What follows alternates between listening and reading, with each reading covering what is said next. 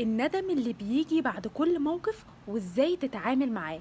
ليه لما بنعمل موقف معين بنندم عليه وبنتفاجئ بعدها اننا ازاي عملنا الموقف ده، وبيبقى نفسنا الوقت يرجع عشان ما نعملهوش، مع ان احنا واحنا بنعمل الموقف بنبقى مقتنعين بيه ومبسوطين. طب ازاي بيحصل الجاب ده، ان احنا نكون مقتنعين بحاجة ومبسوطين بيها ولما نعملها نندم عليها ونبقى كارهينها؟ يعني هل احنا مخنا بيبقى مغيب واحنا بنعملها ولا ايه؟ هقولك ليه بيحصل كده.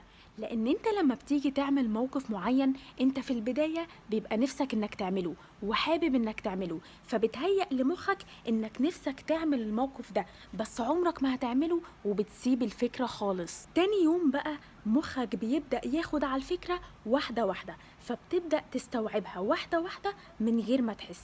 تالت يوم بقى بتبدأ تقول لنفسك طب واي نوت، ليه لا ان انا اعمل الحاجة دي، وتبدأ تقنع نفسك وتجيب مبررات وهمية تخليك ان انت تعمل الحاجة دي. ومخك اللاواعي في كل الفترة دي هيبقى بياخد الفكرة وبيتقبلها وبيقتنع ان هي حاجة صح.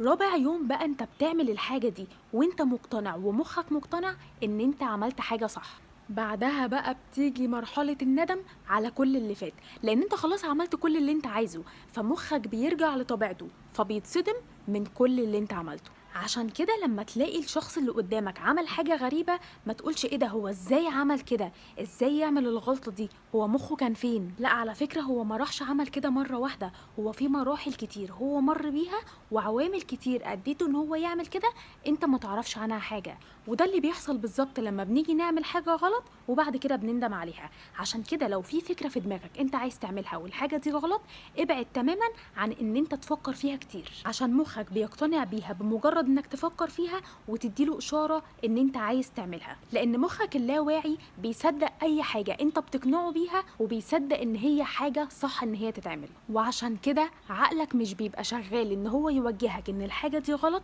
ومش بيمنعك انك تعملها، لان انت اقنعته بالفعل ان الحاجة دي صح ان هي تتعمل واديته مبررات.